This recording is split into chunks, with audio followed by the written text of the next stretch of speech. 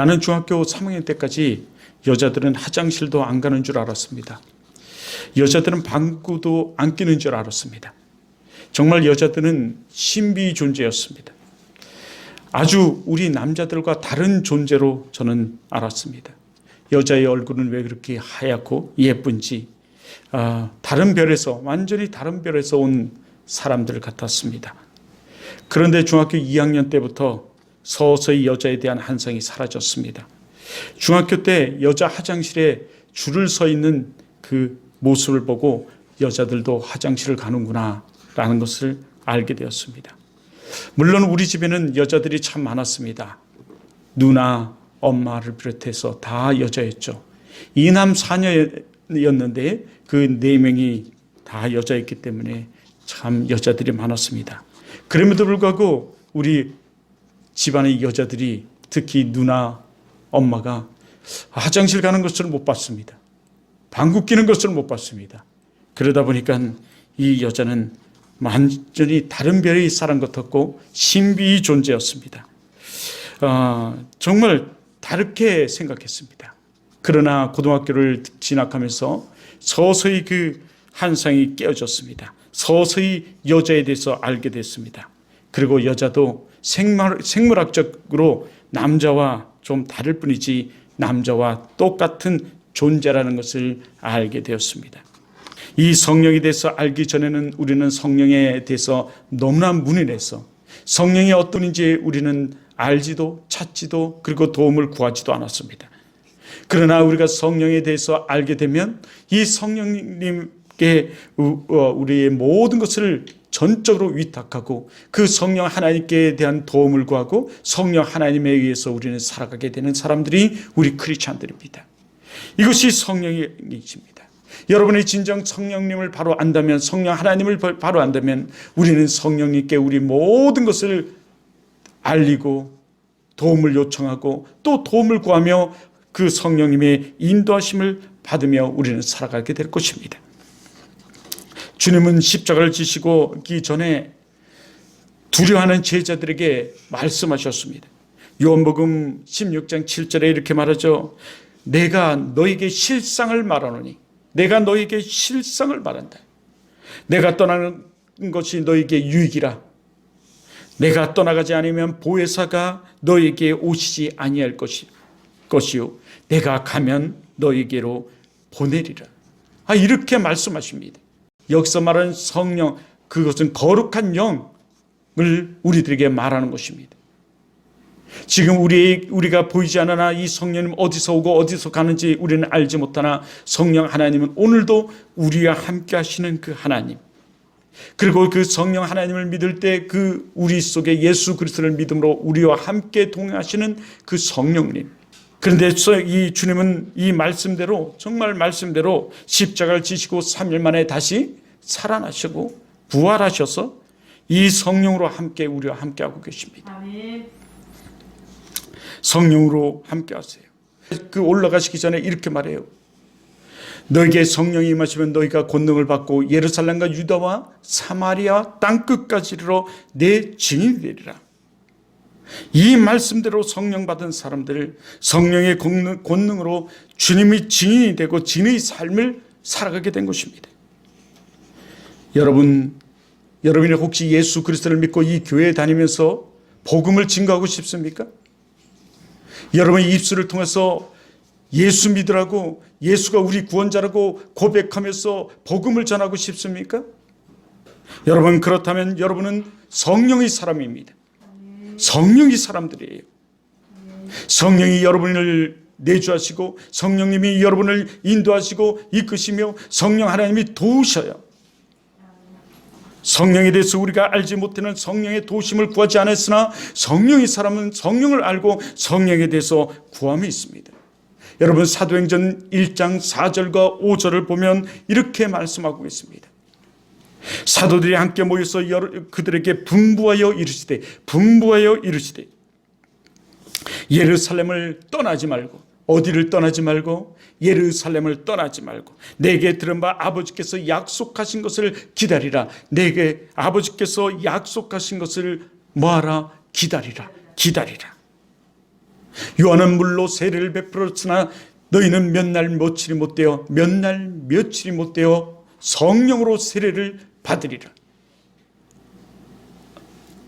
사도행전 1장 5절은 그렇게 말해요. 몇 날 며칠이 못 되어 성령으로 세례를 받을 것을 말씀하고 있습니다. 여러분, 이것이 초대교회의 시작이에요. 이 성령 강림절을 생각하면서 우리는 초대교회를 생각하고 우리는 초대교회로 돌아가는 그 모습들을 우리는 일평생 떼어야 돼요, 사실은요. 왜냐하면 초대교회는 이 지상교회의 모델이기 때문에 그렇습니다. 그저 이 성경에 쓸 것이 없어 이 초대교회를 기록하고 또 이 종이가 남아돌아서 이 초대교회를 기록한 것이 아니라 이 초대교회를 성경을 통해서 이 지상교회의 모델로 주님이 세우신 그 교회의 모델로 우리들에게 제시해주고 있습니다. 이 초대교회는 순종하고 기다리는 자들로 시작되었어요. 그들은 기다렸습니다. 그때 많은 이 주님의 말씀을 들었지만 많은 사람들은 다시금 세상으로 뿔뿔이 흩어졌어요. 하지만 믿음의 사람, 순종의 사람, 그들은 이 하나님 약속의 말씀을 기다렸습니다. 그렇습니다. 교회는 기다리는 자들로부터 시작이 돼요. 하나님이 약속의 말씀을 기다리는 자들로부터 시작됩니다. 그들은 어떻게 기다렸습니까? 그들은 기도와 말씀에 전무하면서 기다렸습니다. 이 기다리는 자들을 통해서 그 약속의 말씀이 임해졌어요. 성령이 강림하셨습니다. 임하셨습니다. 오늘도 하나님의 말씀을 기다리며 약속의 말씀을 믿고 기다리는 자들을 통해서 하나님은 하나님의 위대한 일을 나타내시고 이루 가르치는 줄 믿습니다. 이것이 진정한 크리스찬이고 이것이 진정한 우리의 모습이어야 되며 이것이 진정한 교회의 모습이어야 되는 것입니다. 코로나가 오면 많은 사람들은 숨고 도망가고 피합니다. 이것은 연약한 크리스찬의 모습이에요. 아니면 병든 크리스찬의 모습입니다. 아니면 아직도 세상적 그리스도인의 모습이에요. 성경은 계속 우리들에게 강한 용사, 강한 군사로 우리들을 말씀하고 있습니다. 그렇게 되라는 거죠. 진정한 크리스찬이 되라는 거 그렇게 말합니다. 위험이 오고 박해가 오고 고난이 오고 이런 코로나 같은 압제가 왔을 때 도망가고 피하는 자들이 아니라 그럴 때일수록 더욱 당당히 믿음을 드러내며 믿음의 삶을 살아가는 그런 자들이 강한 크리스찬 아니겠습니까? 강한이라는 것이 무엇일까요? 싸워 이기는, 견디는, 승리하는. 여러분, 이것이 진정한 크리스찬의 모습이에요. 그런데 많은 사람들은 이런 위기가 오면 내 생각을 드러냅니다. 내가 생각해 봤더니, 내가 생각해 보니. 아닙니다. 여러분, 우리 크리스찬들은 하나님을 믿고 하나님 말씀을 따르는 사람들이에요. 내 생각은 한계가 있습니다. 내 생각은 여러분 피하고 도망가는 생각뿐이 주지 않아요. 내 생각은 이 예배에 집중하지 못하게 만들고 예배에 동참하지 못하게 만드는 생각들 뿐입니다. 두려워하는 마음들 뿐이에요. 이것은 패배자의 마음입니다. 여러분, 이건 강한 용사의 마음이 아닙니다. 강한 크리스찬의 마음이 아니에요. 그것은 여러분 마귀에게 상킴을 당한 마음입니다. 여러분, 성경 전체는 우리들에게 그렇게 말하고 있어요. 창세기로부터 그 창조로부터 그렇게 말하고 있습니다. 그 강한 크리스찬의 모습이 그 에덴 동산에부터 파괴됐습니다. 하지만 그 강한 크리스찬으로 다시 세우기 위해 예수 그리스도가 오셨고 예수 그리스도는 우리를 통해서 계속적으로 그렇게 말하고 있어요. 그래서 사도 바울은 우리를 가리켜 그리스도의 향기라 말하면서 너희는 어디서나 어떤 곳에서나 그 그리스도인으로서 그리스도인다운 삶을 살아가며 그 향기를 드러낼 것을 우리들에게 말씀하고 있죠. 그러나 우리에게는 악한 생각뿐이 없습니다. 그래서 사도 바울은 내 마음에서 나오는 것은 악한 것이 뿐이라 더러운 것뿐이니라 이렇게 말하고 있어요. 그렇습니다. 우리에게서 나오는 것은 그런 더러운 것뿐이 없어요. 여러분은 강한 용사로서 군사로서 세워져 가길 주님의 이름으로 축원합니다. 우리는 무엇보다도 하나님을 높이고 하나님의 영광됨을 드러내면서 살아가야 돼요. 여러분, 이런 자들에게 하나님은 강권적인 역사를 나타냈어요. 그 수많은 이야기를 들은 사람들 중에 120명의 성도들이 하나님 말씀을 붙들고 순종하며 마가다락방에 모여서 그들의 말씀과 기도에 전무했을 때 성령의 강권적인 역사가, 하나님의 강권적인 역사가 그 현장에 임해졌습니다. 오늘도 마찬가지입니다. 여러분, 이런 코로나가 오는 것은 당연한 거예요. 하나님 말씀입니다. 말씀대로 임해지고 앞으로는 더 큰 일들이 일어날 것입니다. 많은 이단 사이비들이 나타날 것이고, 이단 사이비들은 이런 것을 도리어 이용해서 우리를 넘어뜨리고 삼켜버리려고 할 것입니다. 그러나 특히 계시록을 통해서 그런 말씀, 그런 이야기들을 많이 하는데, 계시록의 핵심은 여러분, 그 예수 그리스도의 계시라라고 말씀하시면서 시작하는 이 계시록의 핵심은 고난이 오고 환난이 오고 그 아메게동 전쟁이 일어나고 그 핍박이 올지라도 끝까지 하나님을 붙드는 자는 승리하게 될 것이고 그는 공중 들림 받을 것임을 얘기해요. 이미 이루어진 하나님 나라에서의 삶에서 승리하게 될 것이며 아직 이루어지지 아니한 하나님 나라에 들어갈 것을 우리들에게 말씀해 주고 있는 거예요, 사실요. 그런데 그것을 위협적으로 협박적으로 공갈치면서 우리를 여러분 사용하기도 하죠. 사도행전 2장 1절을 보면 이렇게 말씀하죠. 오순절 날이 이미 이름에 그들이 다 같이 한 곳에 모여, 다 같이 어디에 모여? 한 곳에 모여야 돼요. 한 곳에 모여.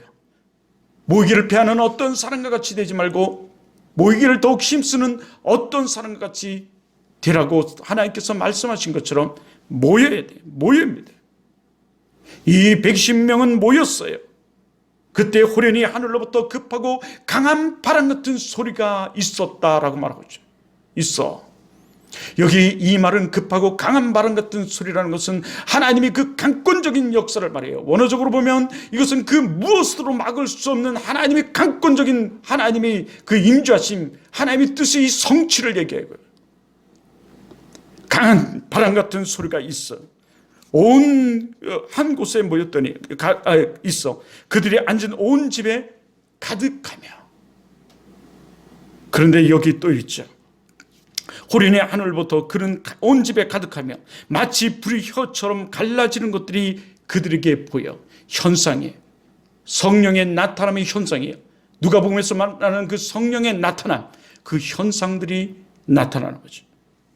그리고 각 사람 위에 하나씩 임하였더니 하나님과 우리 1대1 관계며 한 사람 한 사람에게 성령 받음을 얘기하고 있는 거예요. 그것을 마치 직유법을 쓰면서 그렇게 얘기하는 거죠.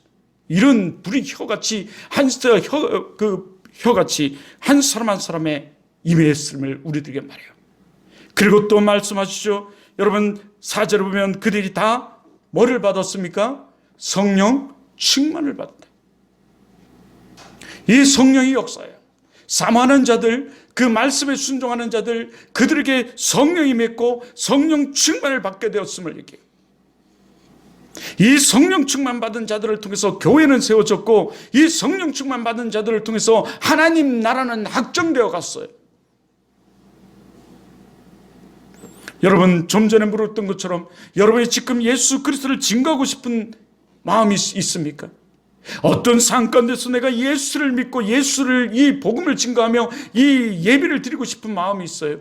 그것은 여러분 성령의 감동이며 그것은 여러분이 성령의 사람이기 때문에 그래요. 이 성령의 사람들은 외부로부터 치열한 도전과 공격을 받아요. 하지만 그 도전과 공격 가운데서도 끝까지 예수 그리스도의 말씀을 붙들고 예수 그리스도의 그 모습을 드러내며 살아갈 때 여러분 성령의 능력이 나타나고 그것으로부터 승리하게 되어 있어요. 그것은 우리가 승리하는 것이 아니라 하나님께서 우리를 승리케 하시는 줄을 믿습니다. 그러나 우리가 주저하고 우리 믿음이 연약하고 우리 믿음을 상실하고 우리 믿음을 잃어버릴 때는 도리어 여러분 우리에게 더 큰 치명적인 타격이 와요. 마귀의 공격이 더 거세지죠. 도리어 마귀의 공격을 물리치는 것은 대적함에 있어요. 그래서 베드로전서에서 베드로는 이렇게 말해요. 마귀를 뭐하라? 대적하라. 마귀를 대적하라. 마귀를 대적하라. 그리고 또 성경은 하나님께서 우리에게 말해요.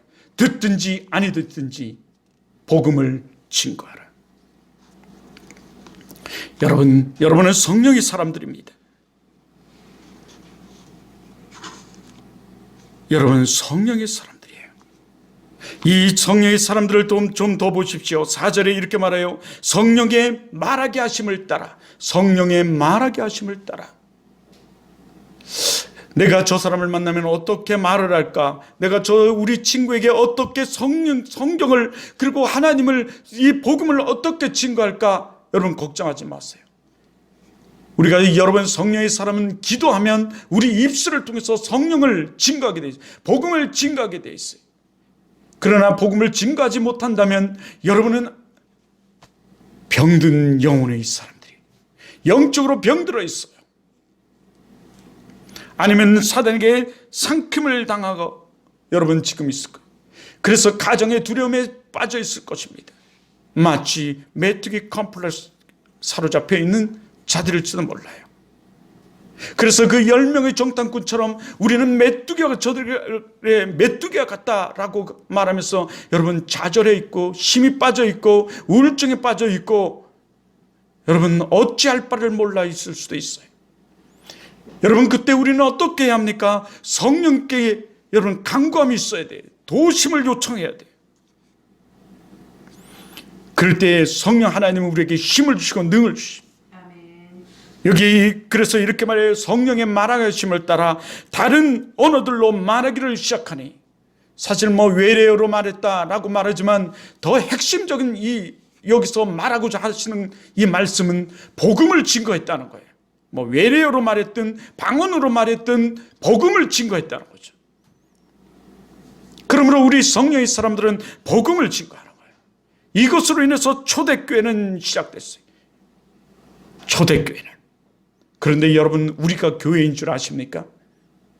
여러분 우리가 교회예요. 에클레시아. 그 교회는 건물이 아니라 교회예요. 우리가 교회입니다. 다시 말해서 이곳에 모인 120명, 그 사만한 120명, 건물이 아니라 그 120명 한 사람 한 사람이 그 모인 수가 교회이듯 우리가 교회예요. 우리가 교회입니다. 근데 우리 교회가 병들어 여러분 있다면 병들면 어떤가요? 여러분 닭 키워보셨습니까? 저는 어릴 때 닭을 키웠는데 이 닭은 병들면 그냥 고개를 쳐박고 인설을 하고 눈꺼풀에 눈이 끼고 정말 이리 쓰러지고 저리 쓰러지다가 목을 이 날개 밑에 파묻고 죽어가더라고요. 눈을 뜨십시오. 병든 우린 그 닭같이 졸지 말고 눈을 뜨십시오. 그래서 주님은 우리 보고 말씀하십니다. 너 깨어있으라. 잠들지 말고 깨어있으라. 언제 어느 때 적군이 마귀와 사단이 우리를 공격해 올지 모르니까 깨어있으라. 여러분 기독교의 수천 년 역사 가운데 수많은 우린 공격을 받았고 여러분 진리를 훼손하는 자들로부터 박해를 당했고 여러분 이단 사이들로부터 공격을 당했어요. 그러나 깨어있는 자들, 믿음의 자들, 이 순종의 자들을 통해서 여러분 이 진리는 조금도 지금까지 훼손되지 않고 보존되어 와 있어요.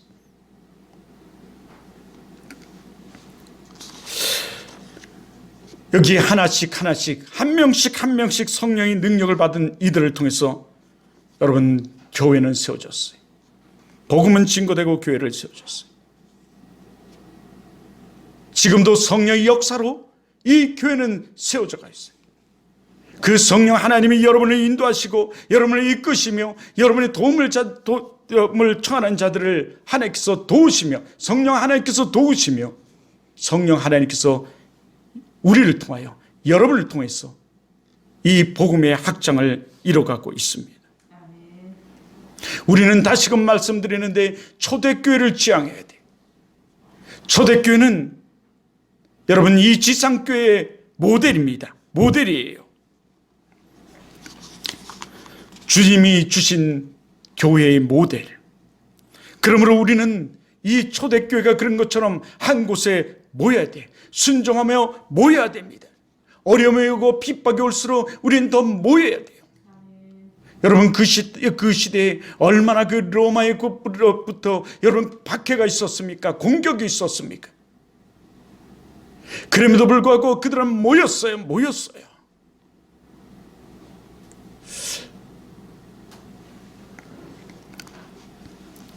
모이는 여러분들, 모이면 기도하고 흩어지면 전도하는, 모이기를 더욱 힘쓰는 우리가 돼야 돼요. 그래서 성령 받고 성령 충만한 성도들, 그 모습은 여러분 모임에 있어요. 그리고 흩어짐에 있습니다. 흩어져서 예수 그리스도의 사람으로 당당히 살아가는 그 모습 속에 있어요. 그들은 생각이 틀리고 언어가 틀려요. 이것이 진정한 그리스도의 모습이에요. 이 모임은 하나님의 명령이에요. 명령은 해도 되고 안 해도 되는 것이 아니라 반드시 해야 하는 것, 이것이 명령이에요.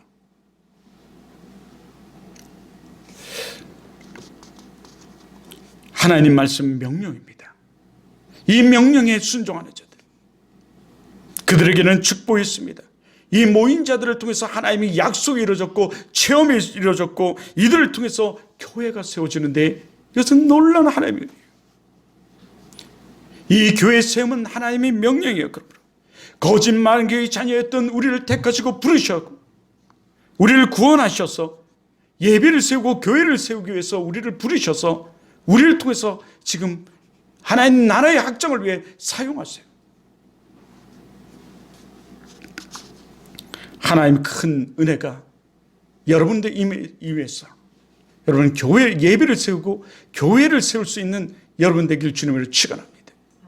여러분 성령의 사람들이에요. 옛날에 한 임금이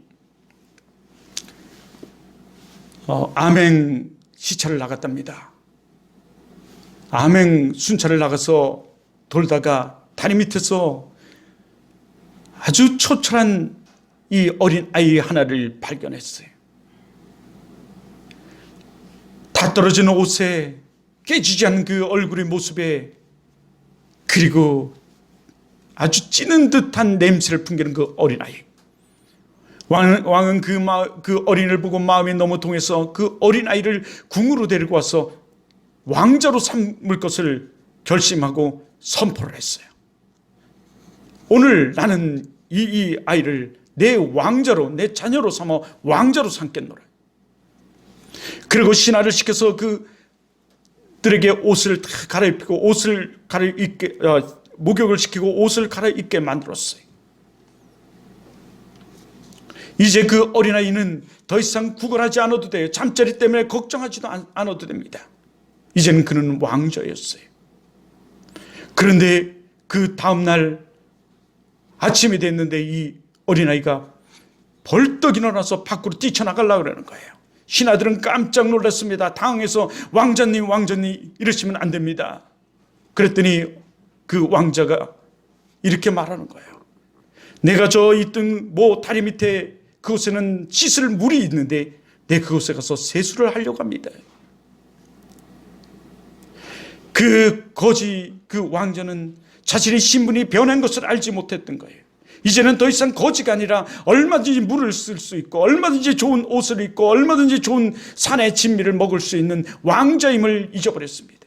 그동안 그 수년 동안 어려서부터 살아온 그 모습에 찌들어서 그 자신의 신분이 바뀐 것을 알지 못했던 거예요. 여러분, 우리는 이제 신분이 변화됐어요. 마귀의 자녀에서 하나님의 자녀로 우리는 신분이 변화됐어요. 우리는 성령의 사람으로 신분이 변화된 사람들입니다. 우리는 그리스도에 나온 그리스도를 살아가야 돼요. 이 거제에서 왕자의 삶으로 신분이 변화된 이 사람이 그 왕자로서 살아가려면 여러분 그 왕자로서의 그 모든 것들을 익히고 살아가는 그 노력이 필요해요. 우리에게도 마찬가지입니다. 저는 어릴 때 탁구를 배웠어요. 배웠다 그러니까 많이 배운 건 아니고 정식으로 그 탁구장에서 레슨을 한 5번을 받은 것 같아요. 5일, 일주일에 한 번씩. 그래서 이 자세는 지금도, 그래서 목사들 탁구 치러 가면 자세는 참 좋다고 말해요. 왜냐하면 어릴 때 이 자세가 지금까지 가는 것 같아요. 항상. 그런데 항상 져요. 자세는 좋은데. 우리 목사들 중에 탁구를 잘 치는 사람들이 참 많습니다. 그래서 물어봤더니 그래요. 정식으로 지금도 계속 배우고 있다는 거예요. 그래서 8부라는 것이 있는지도 몰랐는데 8부, 6부, 5부 이러면서 올라가고 있다는 거예요. 지금도 계속 훈련을 하면서 치고 또 더 위에 급수한테 배우고 있다는 거예요. 저는 늘지는 않아요. 누가 스매싱을 하면 깐다 그랬죠. 팍 때리면 저는 몸이 반응을 하지 않아요. 따라가지를 못해요. 그런데 그 사람들은 잘 쳐요. 아무리 내가 때려도 다 넘겨요. 여러분, 우리의 신앙도 마찬가지예요. 하나님 명령에 우리는 순종하고 하나님 명령에 반응하면서 우리는 그 하나님 말씀을 우리는 훈련해야 돼요. 매일매일 그 하나님 말씀을 우리는 윗사람으로부터 여러분 훈련, 지도를 받아야 되고 훈련돼야 돼요. 그럴 때 진정한 왕자로 살아갈 때 우리 크리스찬인 신분을 우리 가지고 살아갈 수 있어요. 존 비어가 말했던 그 두려움이라는 책에서 말하는 그것처럼 만약 우리에게 주신 하나님의 자녀를 우리가 사용하지 못한다면 마귀가 우리 하나님의 자녀를 우리에게서 빼앗아서 우리를 박해하는 데 쓸 것이다. 여러분, 우린 크리스찬이에요. 우린 하나님의 자녀입니다. 하나님의 자녀로서 권세가 있어요. 그럼에도 불구하고 우리가 이 권세를 사용하지 못한다면 우리가 그 하나님의 자녀임을 몰라 우리가 그 권세를 사용하지 못한다면 마귀가 도리어 그 권세를 빼앗아 하나님의 자녀의 권세를 빼앗아 우리를 박해하는 데 우리를 쓴다고 말하고 있어요. 모든 영적 대가들은 이 성경을 통해서 그렇게 말하고 있어요. 우리는 매일매일 이 영적 전쟁을 살아가죠. 마귀와의 영적 전쟁을 살아가요. 우리 인생은 영적 전쟁입니다. 마귀는 끊임없이 우리를 공격하고 우리를 짓밟아버리려고 그래요. 달콤한 사탕을 주면서 우리를 그것을 먹으라고 말하고 그 달콤한 사탕으로 말미암아 우리를 넘어뜨리게 만들어요. 주님과 멀어지게 만들죠. 그리고 우리를 멸망하게 만들어요. 그래서 요즘 나오는 많은 책들은 한 번 구원이 영원한 구원인가? 라는 책들이 구원론에서 많이 대두되면서 나오고 있어요. 그러나 보수적 신학적으로 말한다면 우리가 예수 그리스도를 정말 전심으로 인격적으로 만나서 예수 그리스도를 우리가 구주임을 고백하며 믿는다면 우리는 구원을 받아요. 그러나 우리 연약함으로 인해서 우리 미련하고 연약함으로 인해서 우린 그 구원의 은총을 자꾸 잊어버리고 살아가는 거죠.